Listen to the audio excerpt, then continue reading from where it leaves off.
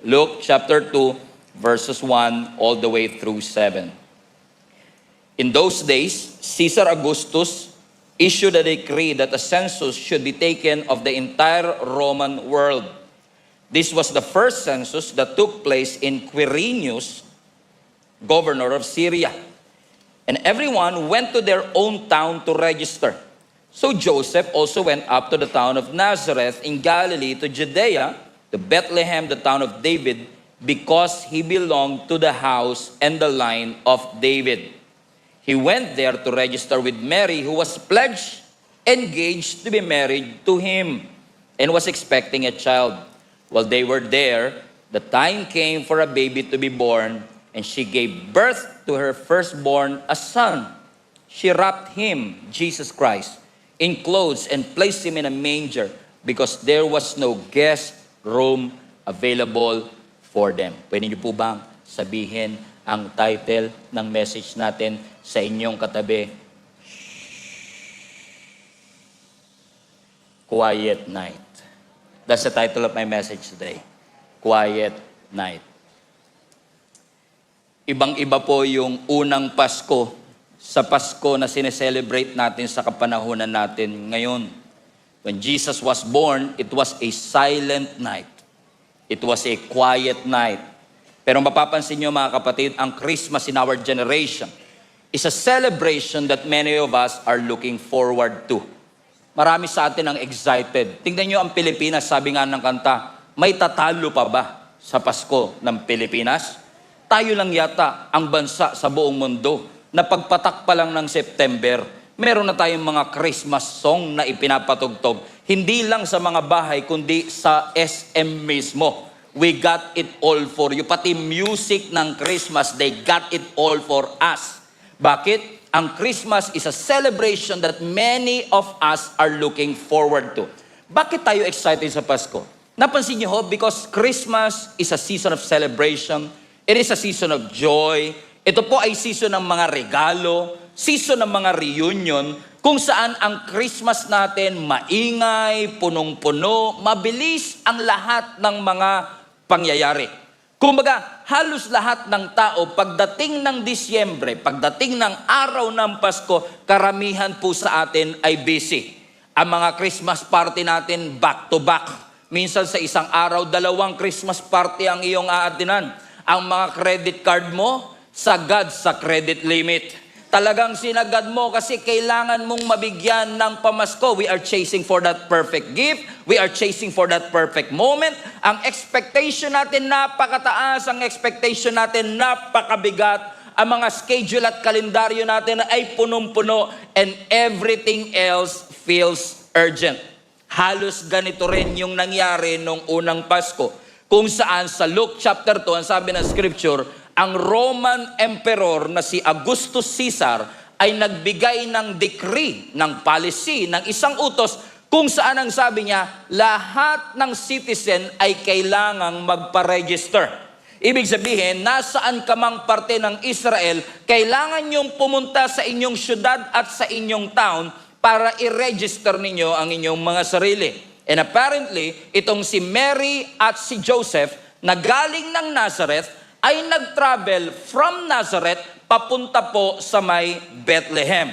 Pero ang sabi ng scripture, in the middle of their travel, in the middle of their inconvenience, in the middle of a crowded condition kung saan halos lahat ng tao ay pumupunta sa syudad, Jesus Christ, the King of Kings and the Lord of Lords was born. It is a proof that God's redemptive plan cannot be hindered by any business of a condition. Bakit? Ang purpose ng Panginoon will always stand.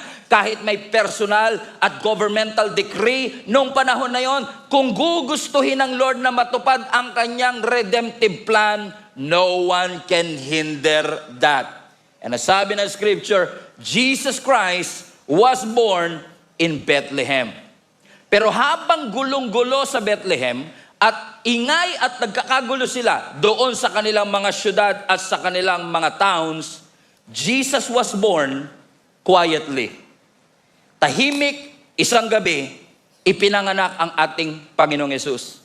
Yung unang-unang Pasko, at least sa perspective ni Mary and Joseph, hindi kasing ingay ng ating Pasko. It was not impressive. It was not convenient. It was a quiet night, silent night, but also a holy night. Silent night. Pag mga tatay natin kumakanta, may nginig yan eh. Oh. It was a silent night, it was a quiet night, but it was a holy night. Pero anong sabi ng scripture? Nung humilab ang tiyan ni Mary at kailangan ng maipanganak itong Emmanuel, itong Jesus Christ, who is a wonderful counselor, the mighty God, ang sabi ng scripture, naghahanap sila ng lugar kung saan pwedeng ipanganak si Jesus. Pero ang sabi ng Biblia, lahat ng hotel ay puno dahil nga lahat ng tao ay kailangan magpunta sa syudad. Lahat ng kanilang pwedeng pakiusapan na magpatuloy sa kanila, walang gustong magpatuloy sa kanila. Ang sabi po ng Luke chapter 2 verse 7, Mary gave birth to her firstborn, a son, Jesus Christ, and she wrapped him in clothes and place him in a manger. Everybody now, because, highlight this part, because there was no guest room available for them. Hanap sila ng hotel, ng kwarto, ng ospital na pwedeng pagpaanakan sa ating Panginoon. Pero dahil busy ang buong syudad, ang sabi ng scripture, walang kahit anong kwarto na available for them. And today, through this text from verses 1 through 7, pero pabalik tayo, I believe that God talked to me and God revealed to me a way in which every one of us can honor the Lord in celebrating this Christmas. That when we celebrate this Christmas, we have to honor the one, ang ating celebrant, ang ating Panginoong Jesus mismo. Kasi kung ang lechon ay may puwang sa ating mga tables at ang crispy pata ay may puwang sa ating mga tables, dapat ang ating Panginoong Jesus ay lalong may puwang sa ating mga celebration. Are you with me, mga kapatid? Kaya sabi ng scripture, walang puwang, walang kwarto na available. That's why if you want to honor God this Christmas, God wants to remind you, number one, to honor the space. To honor the space. Ano sabi ng Biblia? Nagtatry si Mary at si Joseph na maghanap ng kwarto o hotel o ospital kung saan pwedeng manganak itong si Mary, pero apparently, lahat ng mga kwarto ay fully booked. Can you imagine this? Si Jesus, Messiah. Si Jesus ang solusyon sa problema ng mundo. Si Jesus ang magbabayad sa kasalanan ng mundo. Si Jesus ang lunas sa lahat ng pagsubok na pinagdadaanan ng mundong ito. Pero nung dumating na yung sagot sa panalangin, fully booked ang mundo. Yung mundo na nangangailangan ng Jesus, fully booked. Bakit? Walang lugar para kay Jesus. Pero I just want to clarify, hindi porket walang lugar ay hindi ibig sabihin nun, nireject ng tao si Jesus. Hindi nila nireject si Jesus Christ. Hindi nila isinantabi ang ating Panginoong Jesus. Kumbaga, wala namang sinabi sa Bible na walang kwarto. Ang sabi lang, walang kwartong available.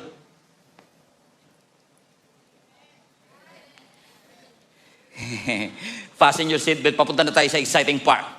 So, hindi issue dito, may kwarto ba? Maraming kwarto, pero ang sabi ng Biblia, since that day was a busy day, ang sabi ng Biblia, may kwarto pero walang kwarto na available para sa panganganak ng ating Panginoong Yesus. And this text, especially in verse 7, exposes to all of us, hindi yung galit ng tao kay Jesus. People were not rejecting Jesus. People were just congested in accommodating Jesus Christ. So the text exposes us, hindi yung hate issue, kundi yung capacity issue. Ibig sabihin, meron puwang, meron sanang available, pero meron nang naunang pumuno. Kasi alimbawa, yung taxi driver, kapag masyado siyang mabait at may nadaanan siyang mga pasahero, lalo ngayon, napakahirap mag-grab today. 20 minutes ka magbubook, 20 minutes ka mag-aantay, napakahirap makahanap ng taxi. Imagine niyo kung ikaw ay taxi driver na member ng Jesus is Alive Kamanaba, mabait ka, di ba? Di ba? Ang bait mo, nababagbag ang damdamin mo, habang nagdadrive ka, may pasahero ka, may nadaanan kang isang matanda na naghahanap ng taxi, pero kahit gaano ka kabait, kung may sakay ka, hindi mo siya masasakay.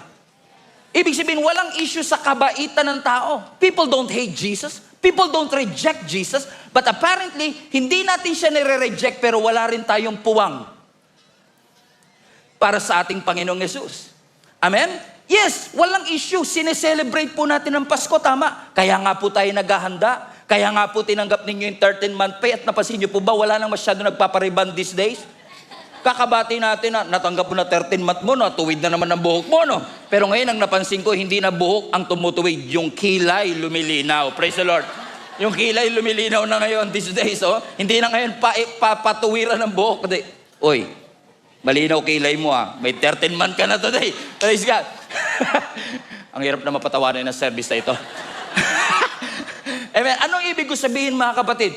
Amen? Because walang problema, because Jesus was not rejected. It's just so happened na puno lang talaga, crowded lang talaga. People are not bad. People are not rejecting Jesus. But sometimes we are too busy to entertain the Lord. So it was not a hatred issue. It was not a rejection issue. Is it as if, katulad natin ngayon, our schedules are full. Our expectations are full. Our traditions are full. But apparently, we don't have room for the Lord. Yung season that was meant to celebrate Christ in the Christmas is now apparently become a season where there is no more room for the Lord. Naalala ko tuloy si Mary and si Martha. Nung binisita po sila ng ating Panginoong Yesus, magkapatid po ito. Nasabi ng Biblia, nang dumating po ang ating Panginoong Yesus para i-visit itong si Mary and si Martha, si Mary nagmamadaling umupo sa paanan ng ating Panginoong Yesus at nakinig sa ating Panginoong Yesus. Pero si Martha, busy siya sa paggawa ng leche plan. Busy siya to prepare the kitchen because he wants to honor Jesus. Si Jesus ay hindi lang basta bisita for them. Jesus was a friend for them. Kaya para kay Martha, kailangang asikasuhin ko. I need to be hospitable. Kailangan ko siyang i-entertain.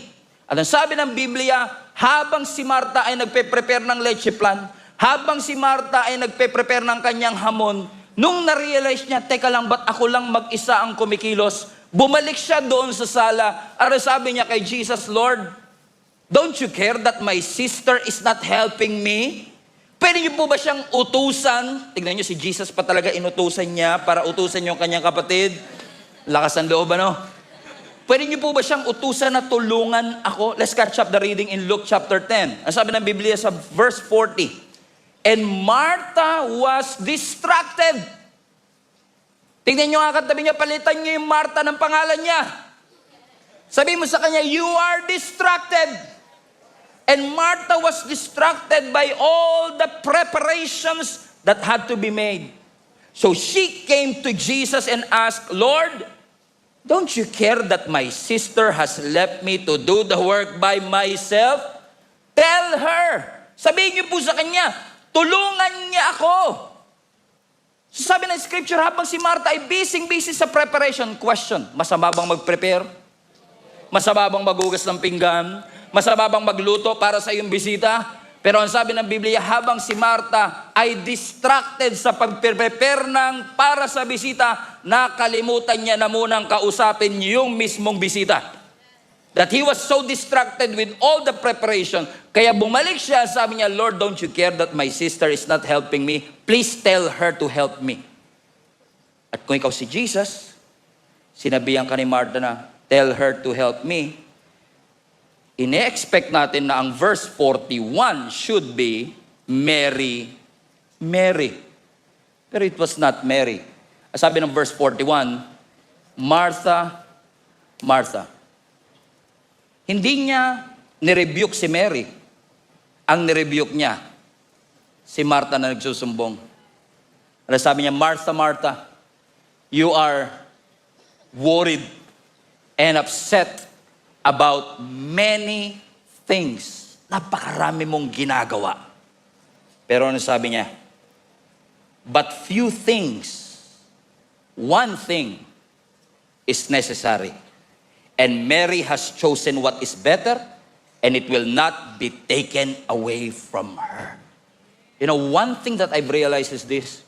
Ang tao, hindi lang natin, madalas, hindi kakompetensya ng Diyos ang kasalanan sa ating puso.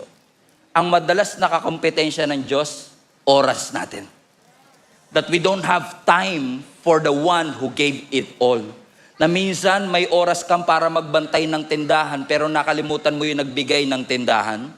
Na minsan may oras tayo sa regalo, nakalimutan natin yung gift giver.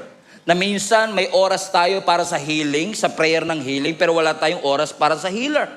Na sinasabi ng ating Panginoong Yesus, Martha, Martha, Stephen, Ronald, Lito, you are so worried about many things. You're so upset about many things. But one thing is necessary, and Mary has chosen what is the right thing.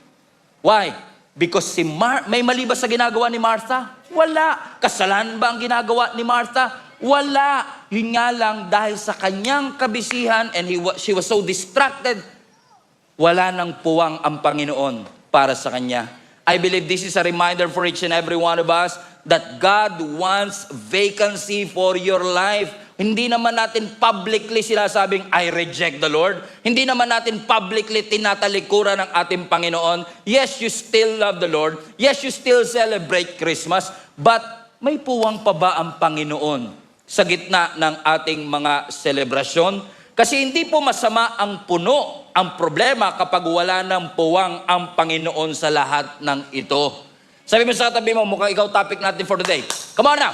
Bakit? Kasi posibleng every Sunday nasa church, pero lagi naman tayong nagmamadali. Nagpe-pray, pero pag may pagkakataon lang, nagsiserve, naglilingkod sa ating Panginoon, pero wala tayong time at masyadong busy tayo para sa devotion. Pwede kasing naglilingkod ka sa Panginoon and you miss being with Jesus. It's very important for us to have a deep relationship kay Lord. Katulad ni Martha, pwede kang active pero anxious. Pwede kang faithful pero pagod. Walang question, faithful ka. Walang question, masipag ka. Walang question, mahal mo ang ating Panginoon. Pero may puwang ba ang Panginoon sa iyong schedule? May puwang ba ang Panginoon sa iyong kalendaryo? Amen? Is there a place in your heart na para sa Diyos? Ang sinasabi ng Lord sa atin ngayon, honor that space. Yung space na para sa Diyos, huwag mo ibigay para sa iba. Kasi para sa Panginoon lang yung space na yan. Alam ko, hindi mo nire-reject ang ating Panginoon, but unfortunately, you ask the Lord to fit your schedule. In-schedule mo ang lahat, pero hindi mo in-schedule yung iyong relationship sa ating Panginoon. That's why God wants to remind you, be still. Be still. You are worried and anxious about many things. Be still. Because stillness will create a space in your heart kung saan may encounter mo ang ating Panginoon. Sabi ng Biblia, sinubukan nilang magpunta sa hotel, sinubukan nilang punta, kaso lahat ng kwarto ay puno. Pero buti na lang, kahit puno ang lahat ng kwarto, merong bakante. Kulungan ng hayop. Lahat ng kama occupied. Pero may isang kama, hindi pang tao, pero available. Yung manger. Manger, yes. Ang manger ho, kainan ng hayop.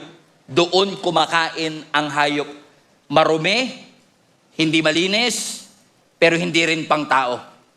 Pero available. Kasi kahit gaano kaganda ang kwarto mo, kung hindi available, hindi magagamit ng Lord. Kahit gaano kahusay ang talento mo, kung hindi available, hindi magagamit ng Panginoon.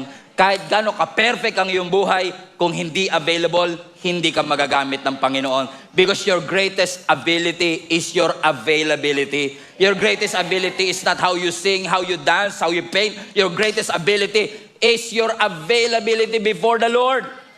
That yes, we don't have that talent. Yes, we don't have that resources. Yes, we don't have that connection and network. But as long as you make yourself available for the Lord and say, Lord, yung space na to, Para lang sa iyo ito.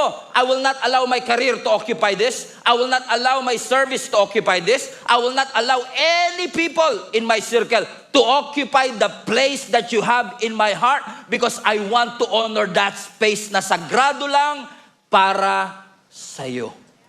Everybody shout, honor the space. Honor the space. Naghahanap sila ng kwarto, wala. Naghahanap sila ng kama, wala. Pero nung pagpasok nila sa kulungan ng hayop, may nakita silang pwedeng paglagyan ni Jesus. Hindi ideal, hindi convenient, pero empty. It is a revelation. By the way, just want to clarify, yung manger hindi backup plan. Yung manger hindi plan B. Hindi sinabi ng Lord, okay, walang kwarto, sige, maghanap na lang kayo dyan kung ano dyan. Plan B na lang muna tayo. No, walang plan B sa Diyos. It was intentional all along. God wants to teach us a lesson. God wants to teach us humility. God wants to teach us faithfulness. God wants to remind each and every one of us that God moves in empty spaces. That God can work on things that are available. Basta ginawa mong available, He doesn't demand comfort in you. He just demands your availability. And when you make yourself available, God can do something in your life that you've never imagined na kayang gawin ng Panginoon sa'yo. I'm preaching myself happy. Praise the Lord. Praise the Lord. So sabi ng Biblia, walang kwartong available. That's verse 7. Pero paakyat tayo, right? Let's go to verse 6. Sabi ng Biblia, kaya wala silang kwarto because they were actually going to Jerusalem. Saan po sila galing ulit? Nazareth. Going to Jerusalem. So ibig sabihin, nagta-travel po si Mary and Joseph, engaged. Kasal na sa kultura natin, from Nazareth to Bethlehem.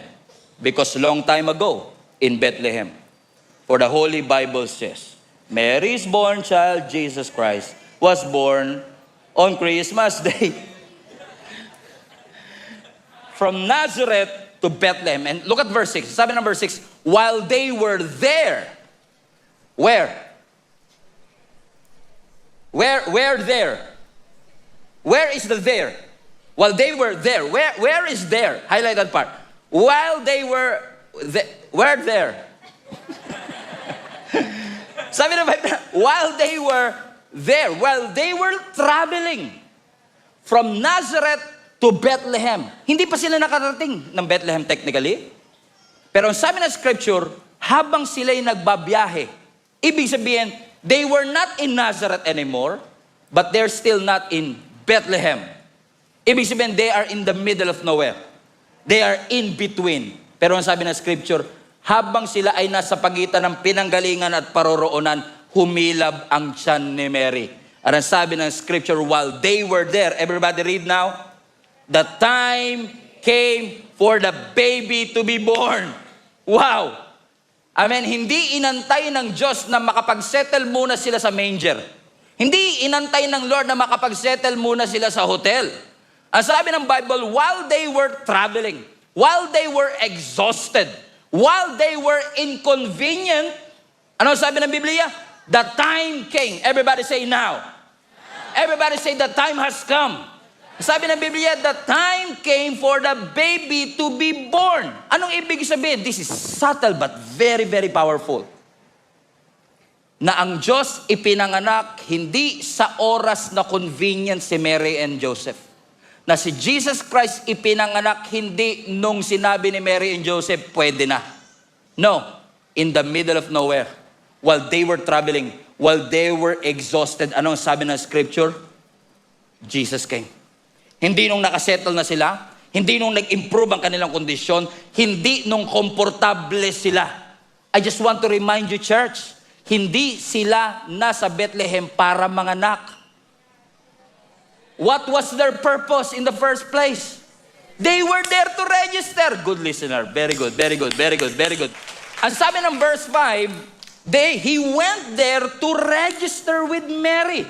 So hindi sila nandoon para magpa-check up, hindi sila nandoon para magpa-ultrasound, hindi sila nandoon para mag-gender reveal. They were there because they were following a government policy na magkaroon ng census. So ibig sabihin, it was not their mission in the first place. It was not in their schedule in the first place. Pero ano sabi ng scripture? While they were there, the time has come for Jesus to be born. Habang nagtatravel sila, habang pagod sila, habang inconvenient sila, ang sabi ni Mary and Joseph, wag muna Lord. Ang sabi ni Lord, now. Kasi kahit inconvenient, pag sinabi ng Lord na now, wala kang magagawa. Let me give you a principle. When God says no, kahit anong effort mo, hindi mo mapipilit. But when God says now, no amount of inconvenience on earth could hinder the purposes of God when God says now. I don't know who is this for, pero gusto ipaalala ng Panginoon sa iyo, hindi inaantay ng Diyos na maging ready ka bago kanya gamitin. When God says now, you have to serve now. You have to commit now. When God says your pregnancy is now. Debt-free? Now. Miracle? Now. Breakthrough? Now. Reconciliation? Now. Forgiveness? Now. When God says now, kahit anong gawin natin, hindi natin pwedeng mapigilan because the time has come. Yung oras na inadya ng Panginoon na mangyari, wala tayong magagawa kundi sumunod dito because God is about the fullness of time. And I don't know, mukhang may sinasabi ang Lord sa 3 p.m. Hindi ko ito naramdaman sa 9 and 3, sa 9 and 12. Pero parang pinapasabi ng Lord, meron sa 3 p.m. service na sinasabi ng Lord sa iyo, you've been waiting for it for a long time and it is now. It's now. It's now. Now, huwag niyo pong iisipin na yung panganganak ni Jesus ay plan. Na timing lang yun, Pastor. Kabuanan na eh. Due date ba? Ang Diyos hindi nag-ooperate sa due date. Ang Diyos hindi nag-ooperate sa expiration date. Ang Diyos nag-ooperate sa due season. Yung pagkakapanganak ni Jesus, hindi siya pinanganak dahil due date na. Ipinanganak si Jesus kasi the time has come. Galatians chapter 4 verse 4. Everybody read this with me. Galatians 4:4 please. But when the, highlight this part, fullness of the time had come, Jesus sent forth His Son. So nung ipinadala si Jesus, hindi dahil due date na. No. Sa mata ni Mary and Joseph, napaka-inconvenient naman. Pagod kami. Iba ang purpose namin. Pero sabi ng Panginoon, it may be inconvenient to you now. You may think you are not ready yet. You don't think you have the leadership ability yet. You don't think you have the money yet. You don't think you have the network yet. You don't think you have the sal-in yet. But when God says now, you should receive Him now. For Mary and Joseph, napaka-inconvenient. Lord, busy ang syudad. Wala kaming, fully book lahat. But for God, the timing was perfect. Pwedeng sabihin ni Mary and Joseph, King of Kings ang ipapanganak. Hindi lang to basta king ha. King of Kings. Ibig sabihin, lahat ng hari, ito hari. Hindi lang to basta Lord. Lord of Lords. Sa lahat ng Lord, ito pinaka-Lord. Kasama yung drug Lord. Si Lord ang pinaka-Lord ng lahat. Pero ano sabi ng Biblia? Hindi nila sinabing, Lord, King of Kings, wala pang palasyo, walang announcement, wala man lang trompeta. Ipinakalak na. Wala. Walang malaking tarpaulin. Walang fireworks display. Walang palasyo. Lord, hindi pa timing. Pero sabi ng Lord, now. Lord, nasa kulungan kami ng hayop. Now. Wala pong mapaglalagyan na kama. Now. And when God says now, hindi delay ang Diyos, hindi late ang Panginoon. He is always on time. May kinakausap ang Panginoon sa service na ito.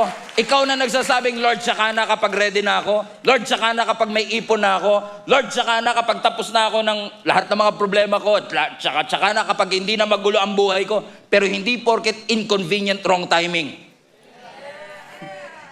In fact, minsan, iaalaw ng Panginoon na dumaan ka sa inconvenience para ma-realize mo, it's not your connection that helped you to go through this mess. It was the Lord in the first place. It was the Lord all along. So honor the season. Huwag mo isipin, Panginoon, hindi pa ako ready pag sinabi ng Lord na now. Give back the praise, give back the glory to the King of Kings and the Lord of Lords. So kung may plano ka mang mag-abroad, lumipat ang bahay, lumipat ang kumpanya, kahit yung mga ordinaryong shift, pwedeng gamitin ng Panginoon for His divine purpose. Pero mo, sinunod lang nila yung utos ng gobyerno. They were not there to give birth to Jesus Christ. But as they followed an instruction, as they followed a law, so to speak, dumating ang ating Panginoong Yesus. Pero isipin mo, teka lang, King of Kings, pero wala naman lang special sa kama niya, walang special sa manger niya. Kasi minsan tayo, di ba, kung malaki talaga purpose ni Lord, bakit dyan? Di ba dapat, kung talagang ang purpose ni Lord is to save the world, ba't hindi man lang ni live stream? So that we can reach more people. Para ma-share natin, habang nagla-live selling yung isa, but it was not. Pag-iisipin mo, is there something special about the manger? No. Is there something special about the location? No. Bethlehem was not special. Nazareth was not special. Sabi nga ni Nathaniel, can anything good come out of Nazareth? There's nothing special with the location. There's nothing special with Bethlehem. Pero kahit walang special sa lokasyon, walang special sa manger, nung dumating si Jesus, yung ordinary, naging special. Question, nabago ba ng manger si Jesus? Dahil manger yun, bumaba value ni Jesus dahil ipinanganak siya sa manger? Hindi. Pero nung dumating si Jesus, nabago ni Jesus yung manger. Ganon ang Panginoon kumilos. Kapag timing na at iaalaw ng Panginoon, huwag mong huhusgahan yung packaging. Kasi yung packaging minsan deceiving. Ang pasalamatan mo ang Diyos. Kasi minsan ang mga malalaking milagro sa buhay mo, ipapackage ng Panginoon sa mga packaging na hindi ma-appreciate at hindi mapapansin ng tao. Pero minsan, pangit ang packaging pero napakaganda ng regalo.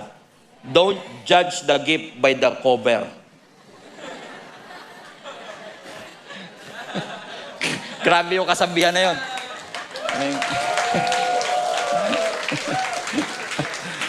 Naalala ko the other day, may tumatawag sa cellphone ko. And usually pag may tumatawag, sinasagot ko talaga yan. Kasi bihira na ngayon yung tumatawag. Yung tumatawag siya, apparently, Lazada pala. Nagtataka kasi usually hindi na tumatawag yung nagde-deliver sa bahay namin kasi kilala niya na yung bahay namin eh. No? Nung tumatawag siya, sir, sabi niya, meron po kayong parcel. Ako naman nagtataka, may parcel ba ako? Ganun tayo minsan, nagmamaang-maangan ka pag may pinadeliver ka.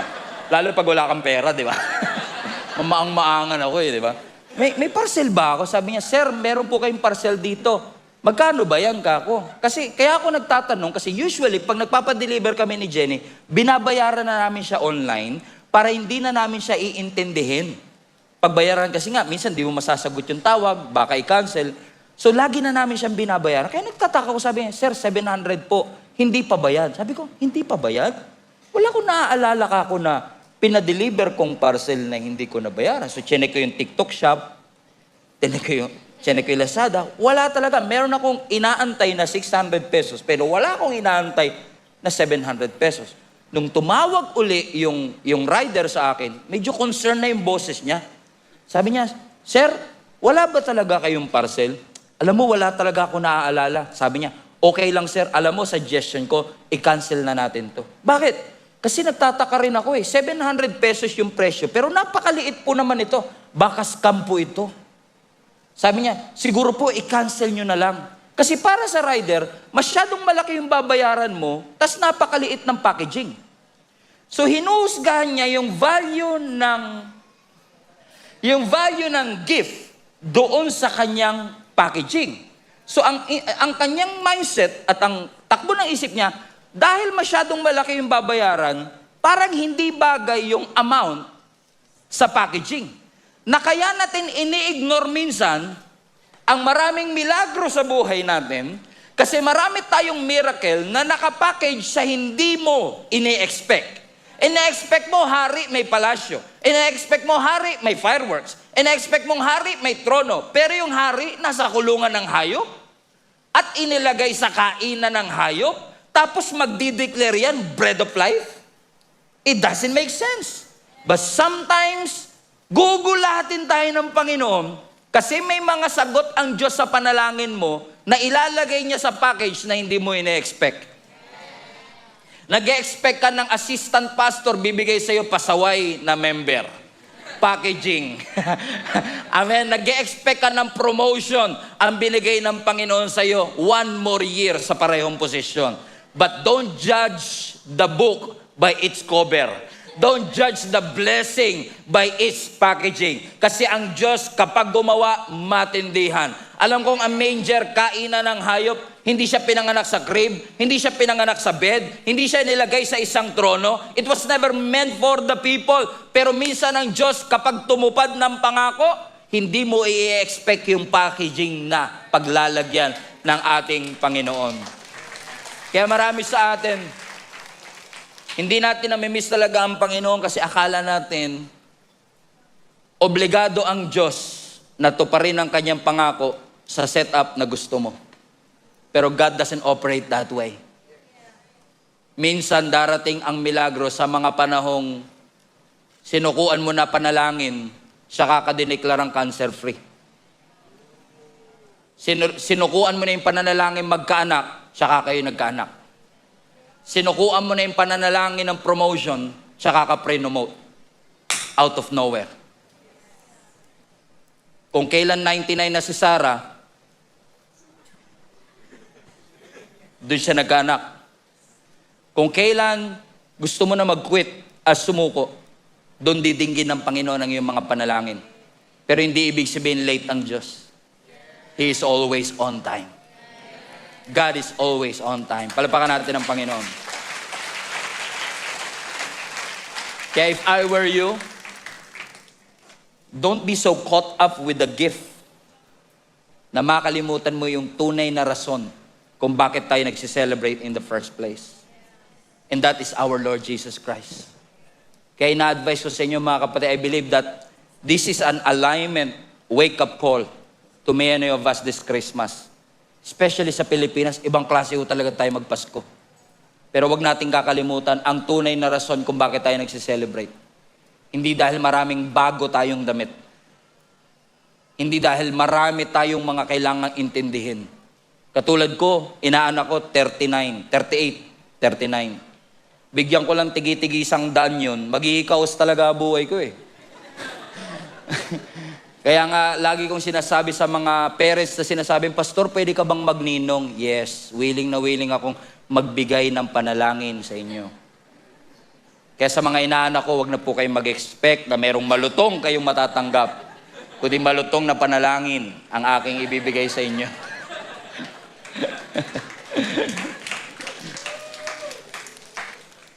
Ano ibig ko sabihin? Minsan, nakukuha ng iba yung credit na para sa Diyos kasi dumating siya sa season na hindi mo ina-expect. Right?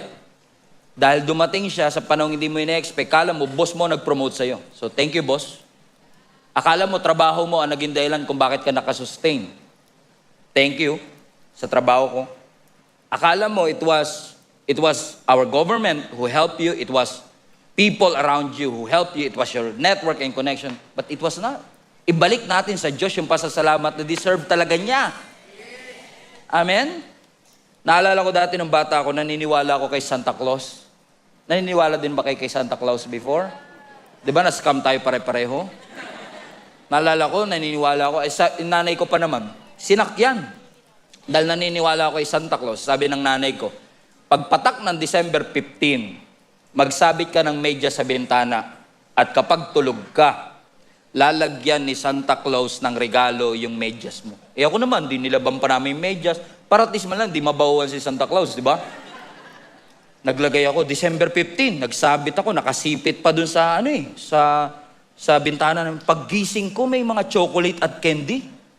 Grabe, totoo talaga. Sabi ko, thank you, Santa Claus.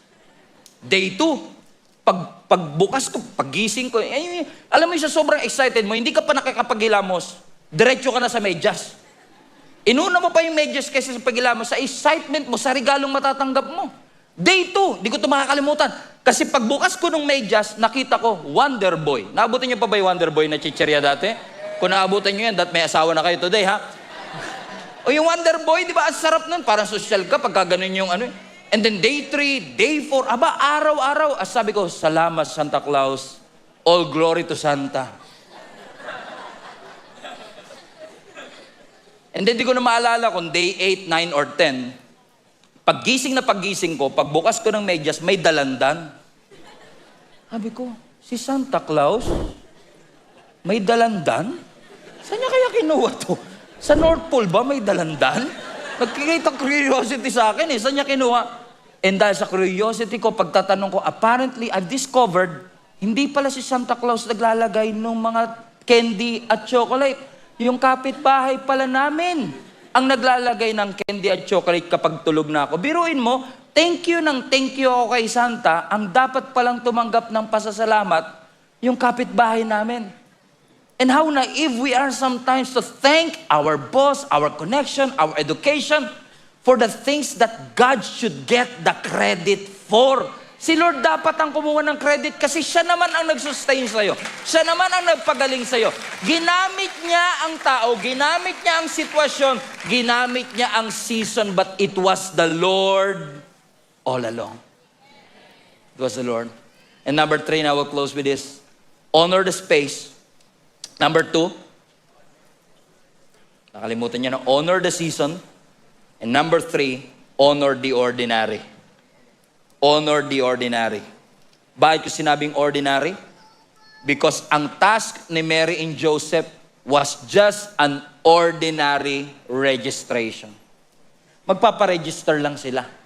In fact, sobrang ordinary kasi hindi special si Mary and Joseph. Dahil lahat ng citizen ay required to do it. So it was an ordinary obedience. It was an ordinary task. Ang sabi ng verse 3, and everyone went to their own town, highlight this part, to register. Everybody say everyone. So kung everyone, ibig sabihin walang exempted. So kung everyone, ibig sabihin this is an ordinary task. Eh si Joseph ba special? No. Ang sabi ng verse 4, so Joseph, highlight this part, also went. So, if everyone is required, Joseph went through it as well. What they were doing is something ordinary. Registration. Census. Hindi nga ministry ang kanilang ginagawa. There's nothing special about this one. The registration was not special. Walang palasyo, walang entourage, walang trumpet. But the moment Jesus stepped into an ordinary task, it became one of the most memorable day of our life. In fact, we call it the most wonderful time of the year, where Jesus Christ, the Son of God, was born. Akala siguro nila, pupunta lang sila ng Bethlehem para magpa-register at sumunod sa decree ni Augusto Caesar. Pero kahit na ang utos ay galing sa gobyerno, ang utos ay galing sa earthly leader, wala silang kamalay-malay na yung simpleng obedience nila. Pinofulfill na pala nila ang long-time prophecy. Akala nila routine lang, pero design pala ito ng ating Panginoon. And I want to encourage each and every one of you, do not despise the small beginning.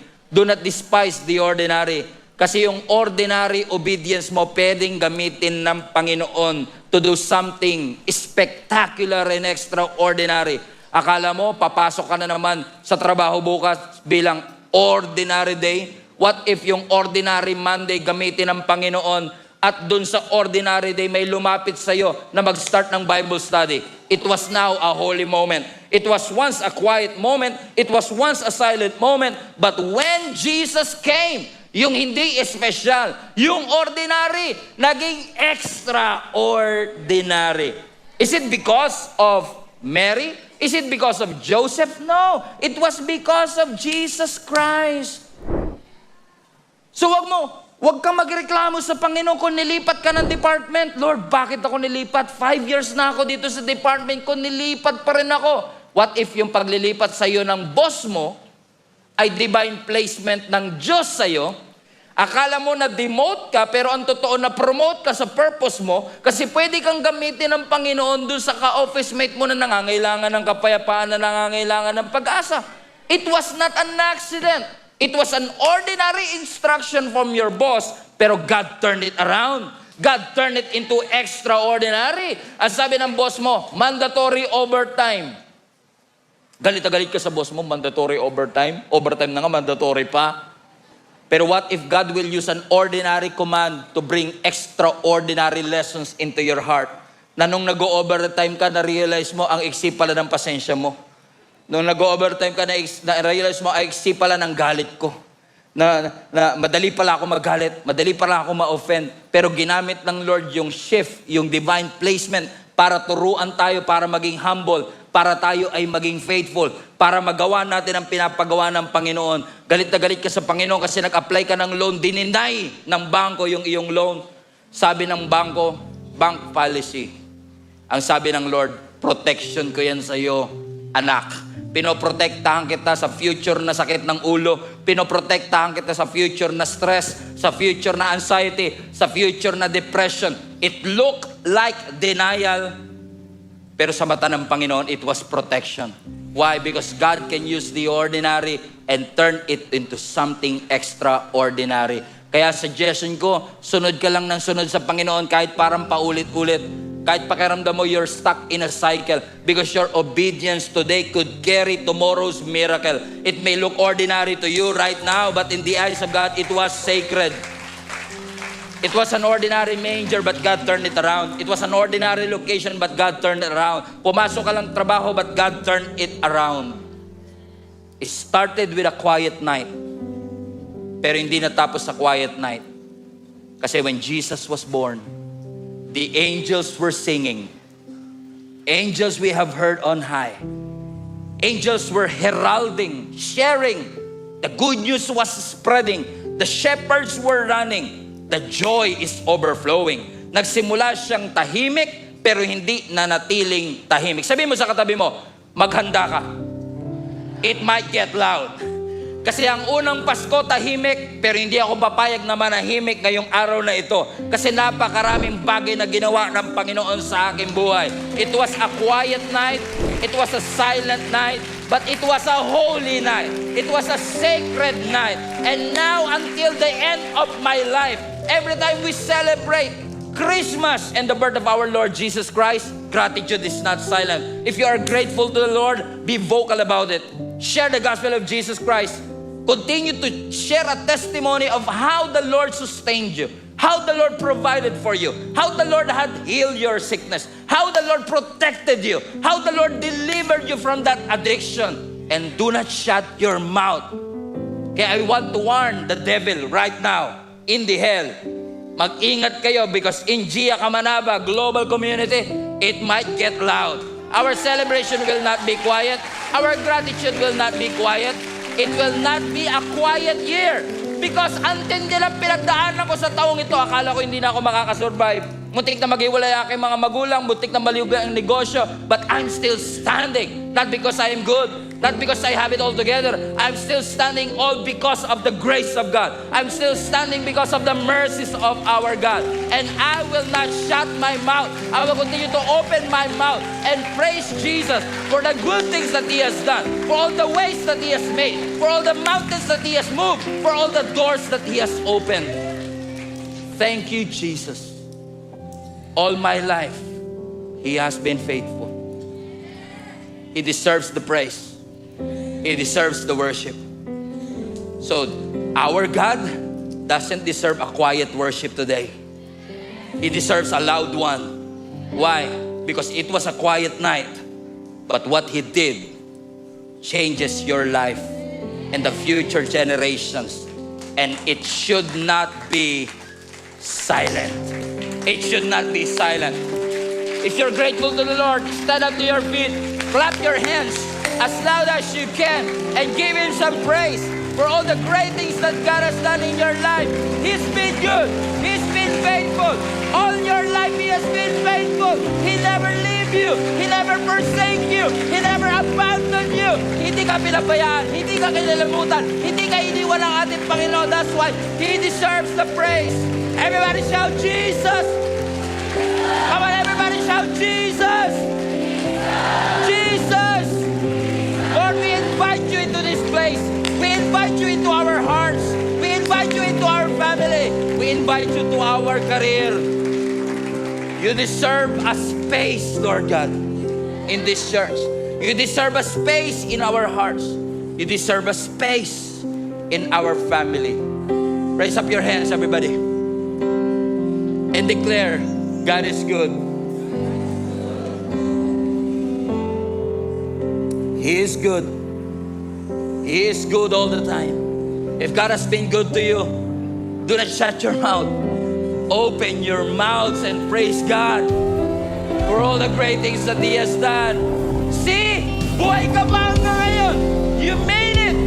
Your business is still thriving. You still have a job. You're still healthy.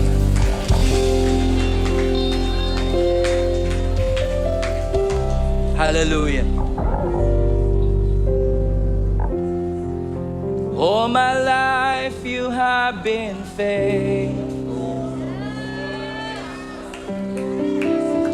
and all my life you have been so with every breath that I am.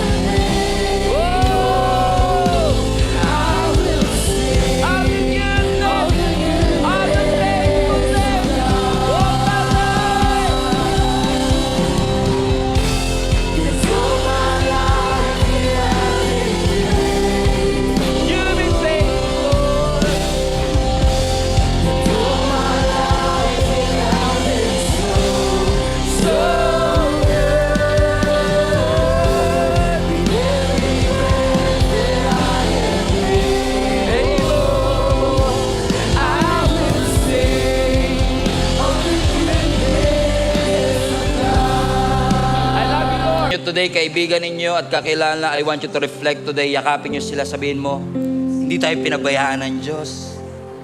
Hindi tayo iniwan ng Diyos. Hindi nagkulang ang Panginoon, hindi siya nakalimot sa atin. That's why He deserves the praise. Sino sa inyo makakapag-testify, hindi kayo kinalimutan ng Diyos? Hindi kayo pinabayaan ng Panginoon? Hindi nagkulang ang Panginoon? Kahit kailan di ka nagkulang, kahit kailan di ka nagpabaya, kailan, Panginoon, hindi ka nagbago. You deserve the praise. You deserve the worship. You deserve all the glory, the honor, the majesty, the King of Kings, the Lord of Lords. Come on, shout His praise. Shout your praise. Woo! With every breath, Lord God, with every voice, with every heartbeat, we will sing, we will shout, we will testify. You are a good God. God is good. And all the time, God is good. Woo! Maayo ang Ginoo. Mabuti ang Diyos. Hindi siya nagbabago.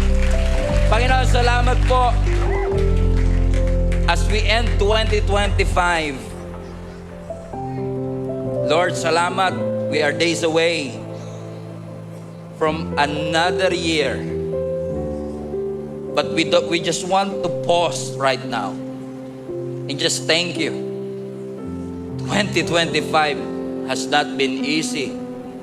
Hindi po naging madali ang taong ito. But thank you. Nakasurvive po kami dahil sa iyo. Gracious ka, Panginoon. Kaya ngayong araw na ito, hayaan niyo, Panginoon, na patuloy niyo pong ialay ng aming mga puso. Sa kabila ng kabisihan namin, kabila ng mga regalo, ng mga handa namin, huwag po namin kalimutang paghandaan na maalala po namin, meron kaming Diyos na naging mabuti po sa aming pamilya. Muli, Lord, sa iyo po ang lahat ng papuri, sa lahat ng bagay na ginawa niyo po. sa aming buhay. In Jesus' name. Mga kapatid, ang advice ko sa inyo, no, sa 24th, no, sasalubong tayo sa bagong celebration natin ng Christmas. Hindi naman yan ang eksaktong araw ng kapanganakan ni Lord. Pwedeng late, pwedeng advance. Pero ako nga, February birthday ko, kahit celebrate nyo ngayon, hindi naman ako magagalit. Ang importante yung rason. So, kung makakapaglambing ako sa inyo, ganito gawin nyo. Kung di ko alam kung nakagawian ba ninyong aantayin nyo talaga alas 12 bago kumain, or baka yung iba sa inyo 7 pa lang kumakain na, o kaya alas 3 pa lang pag ganun-ganun na habang niluluto. Pero bago kayo kumain na sa family, mag-pray kayo. Pray kayo.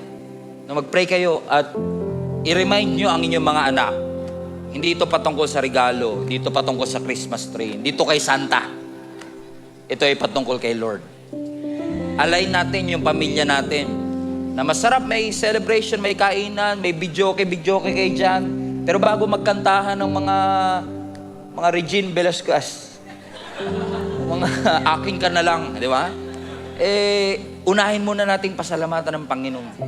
Let's go back to the reason for this season. And that is to glorify the Lord.